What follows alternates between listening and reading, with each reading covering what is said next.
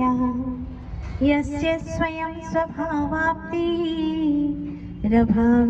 कृत्स्नकर्मणः तस्मै संज्ञानरूपाय नमोस्तु परमात्मने नमोस्तु परमात्मने नमोस्तु परमात्मने। आदि तीर्थंकर श्री आदिनाथ भगवान की, श्री 24 तीर्थंकर भगवान की, संत आचार्य वरिष्ठ समय सागर जी महाराज की, आचार्य वरिष्ठ पूज्यपाद महाराज की, अहिंसामय विश्व धर्म की, हरिकमल रत्न श्री पूर्णमते माता जी की, वननी हरिका संघ की। भव्य जीवों, इष्टोपदेश ग्रंथ का वाचन चल रहा है। इससे इष्ट और कोई उपदेश नहीं हो सकता। दुनिया के सारे लोग मिलकर के भी जो आपको समझाइश नहीं दे सकते, वो उपदेश, वो ज्ञान हमें आचार्य वर्य पूज्यपाद महाराज ने दिया है। और ये इष्ट है, और जो इष्ट है वो कष्टकारक नहीं हो सकता। जो इष्ट होता है वो कभी कष्टदायी नहीं होता। जैसे आपने महसूस किया होगा, जो आपको इष्ट है, जो आपको प्रिय है, उसके लिए कुछ भी काम करो तो आपको कष्ट रूप प्रतीत नहीं होता। माँ एक बच्चे को जन्म देती है और बहुत प्रसन्न होती है, वो इष्ट लगता है उसे।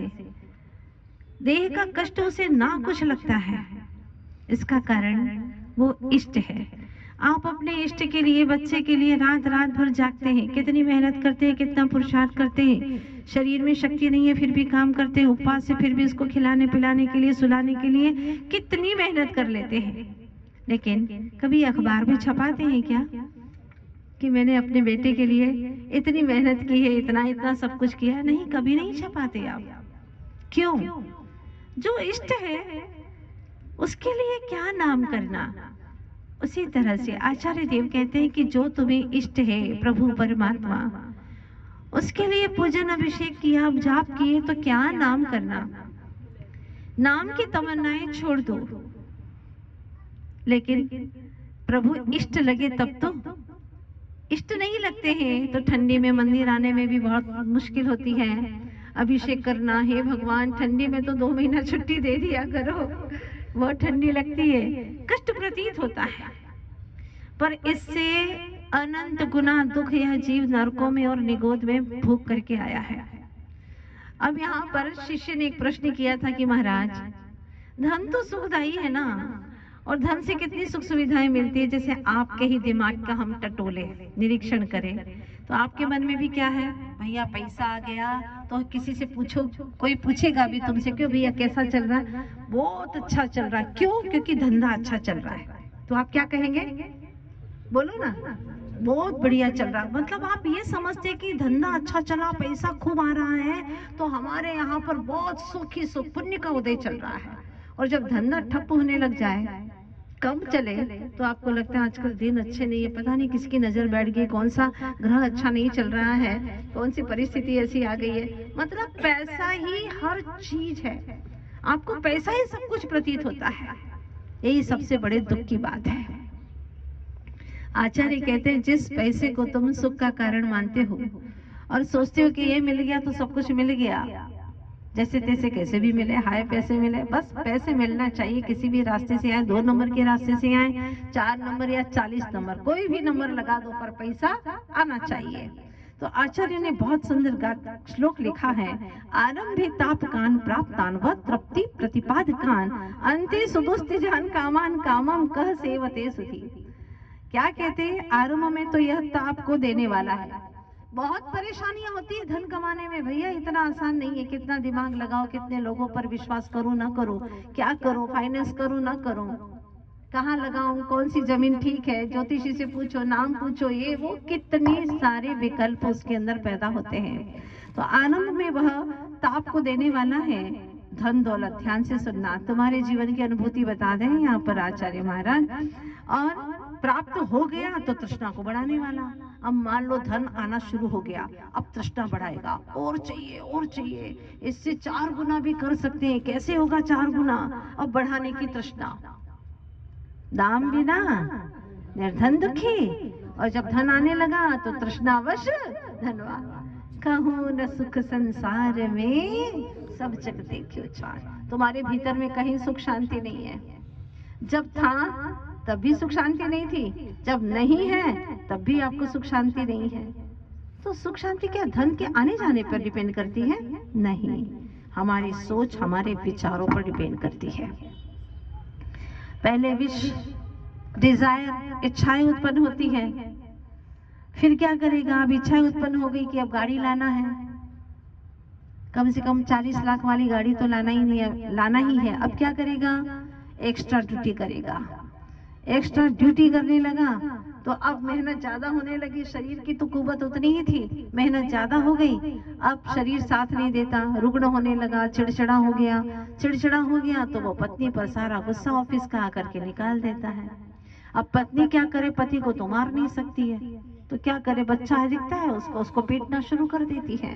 अब बच्चा क्या करे? माँ को पीट नहीं सकता, अब वह जितने भी खिलौने थे उसको तोड़ना फोड़ना शुरू कर देता है। घर की वस्तुओं को फाड़ना, चीरना, तोड़ना शुरू कर देता है। अब देखो तो सही, अब वापस वही सारा क्रम हो गया। इधर से उसको लगता पैसा आ रहा है, इधर से घाटा शुरू हो गया, धर्म ध्यान बंद हो गया, मंदिर जाने की फुर्सत नहीं है। कई लोग कहते हैं आकर के, माता जी आपका आशीर्वाद बहुत फला। मैंने कहा तभी तो बेटा 4 साल में दिखे हो तुम। क्या बात हो गई? बोले इतना आशीर्वाद फला, धंधा बहुत अच्छा चल रहा है, पर आने के लिए फुर्सत ही नहीं मिलती है। वाह, क्या है ये? क्या सोचे? धन बढ़े न बढ़े, स्यात् चेटोपि दरिद्रोपि जिन धर्मानुवासितः। दर्शन स्तोत्र में क्या लिखा है, क्या कहा है कि हे भगवान, स्यात् चेटोपि, किसी का दास बन जाऊं, सेवक बन जाऊं चलेगा, दरिद्रोपि, दरिद्र भी बन जाऊं, लेकिन मेरा जिन धर्म कभी भी न छूटे, धर्म न छूटे, मेरे नियम जो लिए गए हैं वो कभी भी मेरे नियम न छूटे। भगवान बस इतनी शक्ति देना। अकलंक निकलंक जैसे छोटे छोटे बालक बोलते हैं, यह तन जाए तो जाए, मेरा जैन धर्म ना जाए। ये तन चला जाए कोई बात नहीं, चलेगा,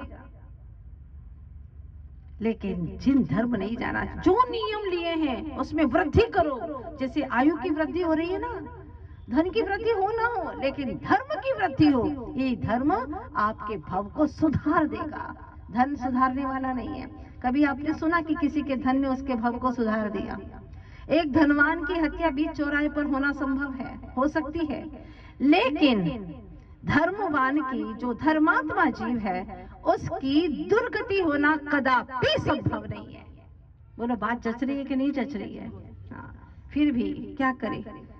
धन दौलत होगा, अच्छे घर में शादी होगी, अच्छे घर में शादी होगी, मेरा नाम होगा, क्या सोच है देखिएगा। एक व्यक्ति का विवाह हो गया, पत्नी ने एक दिन पूछा पति से कि आप ऐसा क्यों करते हैं? जो भी मेहमान आते हैं घर पे उनको शादी वाला सूट दिखाते हैं, क्यों दिखाते हैं आखिर आप? क्या राज है इसमें? तो उसने जवाब दिया, क्योंकि जीवन में मेरे दुख की शुरुआत उसी दिन से हुई थी। पहली बार जब मैंने यह सूट पहना था, मेरे सुख का सूट हो गया, सुख खत्म हो गया। पहले अकेले का दुख था, अब 2 का दुख हो गया। फिर भी इसके बावजूद भी काम वही करते हैं। जीवन में इतना दुख भोग रहे हैं, फिर भी दूसरों को भी दुख भोगने के लिए आतुर करते हैं कि मैं अकेला ही क्यों भोगूं, तुम भी भोगो, बच्चे भी भोगे, मेरे मित्र भी भोगे, सब भोगोगे।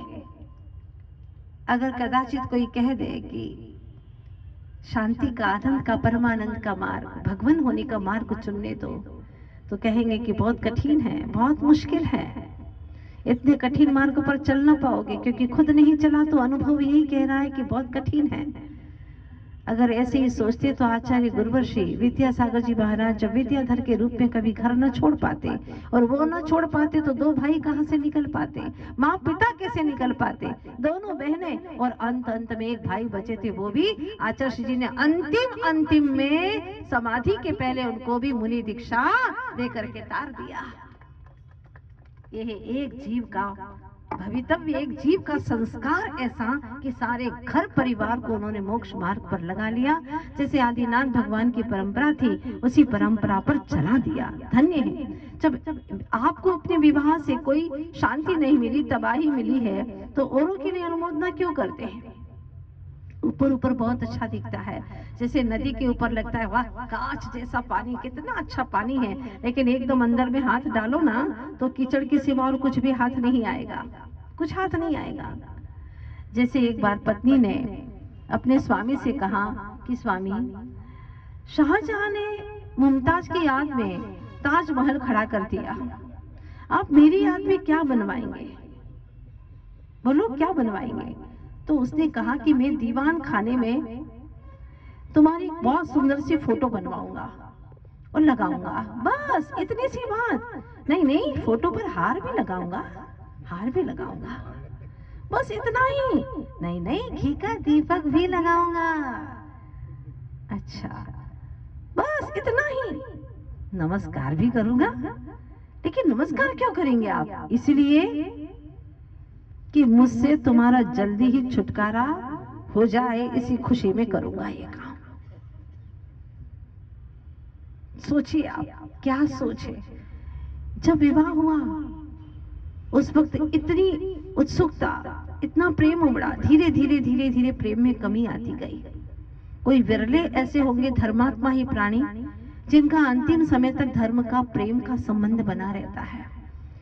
अदरवाइज आप लोग देखते हैं कि शुरुआत में वह बहुत सुंदर चंद्रमुखी दिखाई देती है, फिर 2-4 साल होते ही तो सूर्यमुखी हो जाती है, और इसके बाद में 8-10 साल होते होते ज्वालामुखी फटने लग जाती है।